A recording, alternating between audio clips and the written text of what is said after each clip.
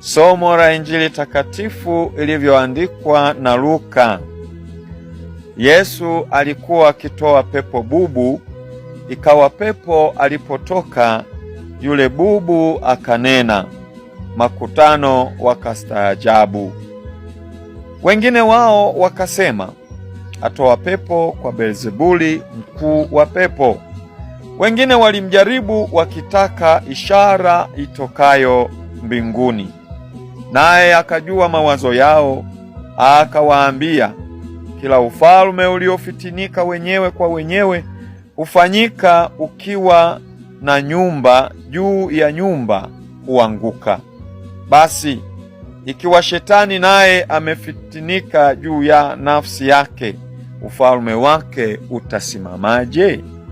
Kwa kuwa ninyi mnasema kwamba mimi natoa pepo kwa Beelzebuli, basi kama mimi nikitoa pepo kwa Beelzebuli, wana wenu je, huwatoa kwa nani? Kwa sababu hiyo hao ndio watakao wahukumu. Lakini ikiwa mimi natoa pepo kwa kidole cha Mungu, basi ufalme wa Mungu umekwisha kuwajilia. Mtu mwenye nguvu aliyejifunga silaha zake, alindapo nyumba yake, vitu vyake visalama. Lakini mtu mwenye nguvu kuliko yeye atakapomwendea na kumshinda, amnyang'anya silaha zake zote alizokuwa akizitegemea na kuyatawanya mateka yake. Mtu ambaye si pamoja nami yu kinyume changu, na mtu asiyekusanya pamoja nami hutapanya. Neno la Bwana.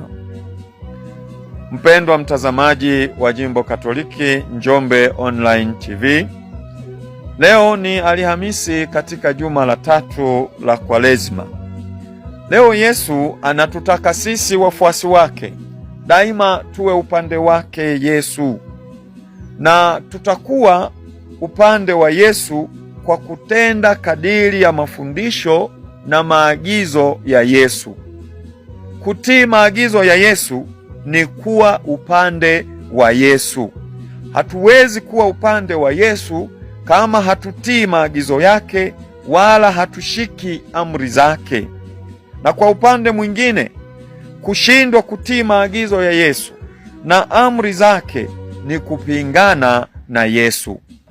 Katika kipindi hiki cha mfungo mtakatifu wa Kwaresima, tunahimizwa kusali, kufunga na kutenda matendo ya huruma. Basi kama tutatekeleza haya, tutakuwa tumejiweka upande wa Yesu. Na tutambue, ndugu zangu wapendwa katika Kristo, hatuwezi kuwa upande wa Yesu kama hatutekelezi yale ambayo Yesu anayaamuru.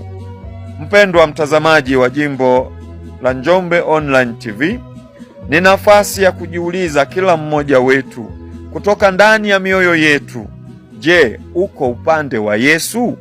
Na kama uko upande wa Yesu, je, matendo yako yanadhihirisha kwamba uko upande wa Yesu? Kila mmoja anayetenda matendo mema katika kipindi hiki cha Kwaresima, huyo yuko upande wa Yesu. Ni mwaliko wetu sote kutenda yaliyo mema ili tuweze kuwa upande wa Yesu.